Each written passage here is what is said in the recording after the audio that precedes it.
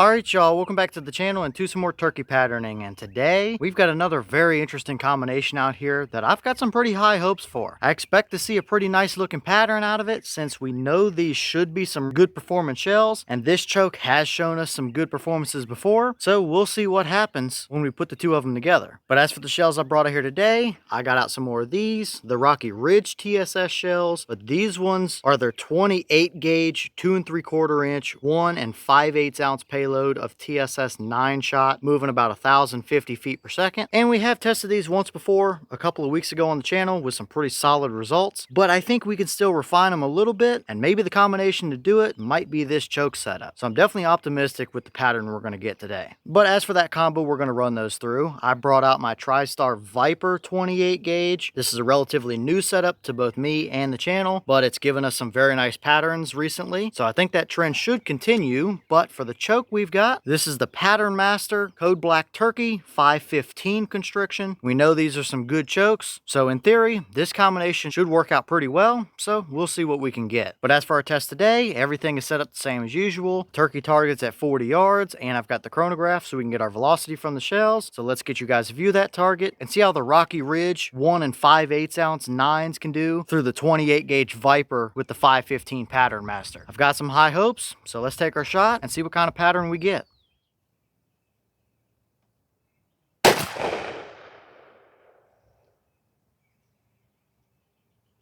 Alright, so that shell gave us 1123 through the chrono. The boss claim is 1050, so we were just a little bit quicker than what they're claiming, but still, we're not pushing them too fast or anything like that just yet. So looking good up here for our velocity, but what kind of a pattern did they give us through that Patternmaster 515 down there at 40 yards? Let's go check it out and see what we got.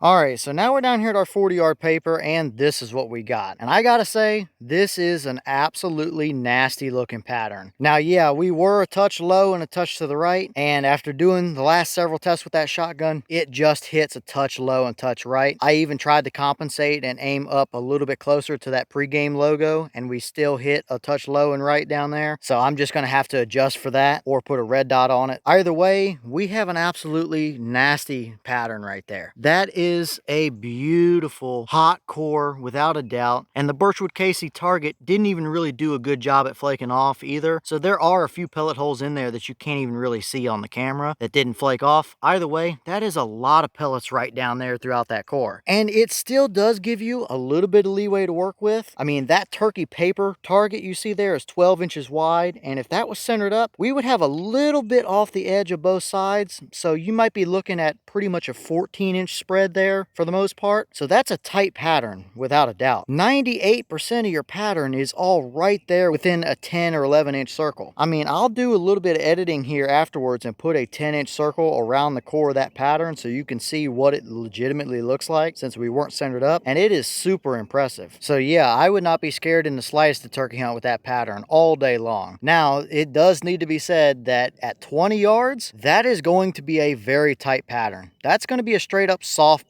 at that close of a range. So this might be a setup for a field hunter that likes to hunt with 28 gauge, because that's a 40 to 50 yard type of pattern. I mean, that right there is a beautiful hunting pattern, but I don't really know that I would want it a whole lot tighter than that, or you might legitimately miss the bird. If they're in real uptight and close and kind of moving around a little bit, you're going to have to be a little careful with your shots on that one, and you better have your shotgun zeroed with that kind of a pattern. So I think that pretty much speaks for itself. We have a couple of flyers around the edges. There's really no voids in there at all that are larger than just a couple fingers width, and that would not make one bit of difference to the lethality of that pattern at all. There's no turkey that's ever going to make it through that, and for a 28 gauge, that is a nasty looking pattern right there. That might even be a little bit on the too tight side for some people. Either way, I think that combination worked about as good as what you could have ever asked for. We knew Rocky Ridge can make some good shells, and we knew that Patternmaster 515 was a solid performer, and I'd say the two put together did very well. So no complaints from me at all on that pattern. You just can't argue with that kind of a performance from a 28 gauge. That's definitely pretty ridiculous and would absolutely crush turkeys at 40 yards all day, every day. So very impressive performance without a doubt.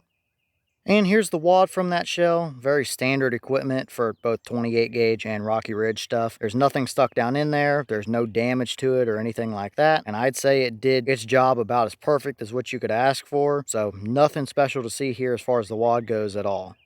Alright y'all, well, what did you think about that performance right there? I think that pattern can speak for itself. There's really not much more to say that I haven't already said. That would be absolutely devastating for a 28 gauge TSS load at 40 yards. That's nasty. And to be honest with you, that might start to kind of reach the too tight of a pattern zone for some people. At 40 yards, that's beautiful. But inside of 30, the closer you get to 25, 20, 15, if you've got a bird in really up close and personal, and he's kind of bobbing around and moving his head and stuff, there is a chance that you miss that bird with that tight of a pattern, because it's going to be a straight up baseball or softball at 20 yards or so. So if you're a field hunter, that's going to take anywhere from a 35 to a 50 yard shot, and you're hunting with a 28 gauge, that seems to be a pretty nasty combination for you. So super impressive results without a doubt, and I don't think we can really argue at all about that. It's about as good as you can probably get in most scenarios. So let me know your thoughts down in the comments. Is that about what you expected to see? Were you a little surprised one way or the other? Have you tested any of the 28 gauge Rocky Ridge shells? And if so, what kind of results have you seen from them? Is that a pattern that you would hunt with? Or is it too tight? And what other choke combos do you want to see us run those shells through? I've got several of them, and I've got more on the way for 28, so let me know what you guys want to see. At the end of the day, there's not much more to say about that pattern. It's completely devastating, no doubt about it. I wouldn't hesitate in the slightest to turkey hunt with that pattern, but I would probably try and keep my birds at 30, 35, 40 yards with that tight of a pattern. So I'm definitely super impressed with this combo today. But with that being said, I've got some more testing to get done for you guys, so I'm going to get back to it. As always, we've got the channel Instagram as well as the mailbox where you can send stuff if you'd like. All that information will be in the description if you're interested in it, but I'm going to get back to it, so I'll see y'all in the next one.